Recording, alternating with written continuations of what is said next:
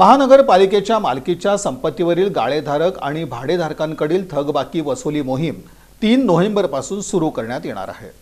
सोलापूर महानगरपालिकेच्या वतीनं शहर हद्दीतील महानगरपालिकेच्या मालकीच्या सर्व major shopping center, mini shopping center, भुईभाडे खुली जागा, अभ्यासिका समाज मंदिर, अधिकृत खोकी आदी संपत्तीवरील गाळेधारक आणि भाडेधारकांकडील थकबाकी वसुली मोहीम पालिका आयुक्त डॉक्टर सचिन ओंबासे यांच्या आदेशानुसार 3 नोव्हेंबरपासून राबवण्यात येत आहे। यासाठी संबंधित विभागामार्फत विशेष वसुली पथकांची नियुक्ती करण्यात आली आहे। महानगरपालिकेच्या विविध शॉपिंग सेंटर आणि खुल्या जागांवर अनेक गाळेधारक तसंच भाडेधारकांकडून दीर्घ काळापासून थकबाकी बाकी आहे। या पार्श्वभूमीवर महसूल वाढ आणि शासकीय महसूल पुनर्प्राप्तीच्या दृष्टीनं ही कार्यवाही करण्यात येत आहे। थकबाकीदार गाळेधारक आणि भाडेधारकांना आवाहन करण्यात येत आहे की त्यांनी आपली थकबाकीची रक्कम तातडीनं भरून पालिकेला सहकार्य करावं, अन्यथा महानगरपालिकेकडून गाळे आणि जागा सील करण्याची कारवाई करण्यात येईल,